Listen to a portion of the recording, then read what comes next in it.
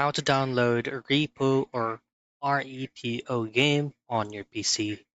So first things first, if you're gonna be wanting to download just the client itself, it's gonna be a complex way of doing it, and it takes a lot of time. But instead, what you're gonna be doing is to download repo via Steam.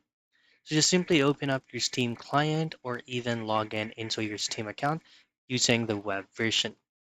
And from here, ensure that you are fully logged in into your Steam account and you have sufficient fund from your Steam wallet, or even use any payment method that you have on your end.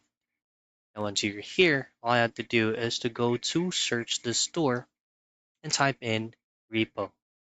Click on the first result, and this is going to be the game we're trying to download. Now for you to be able to get this game, just simply scroll down and choose on Add to Cart. You will be redirected to your cart and then just simply view my cart. And then from here, all I have to do is just to choose on the designated or your preferred payment method and choose on continue to payment.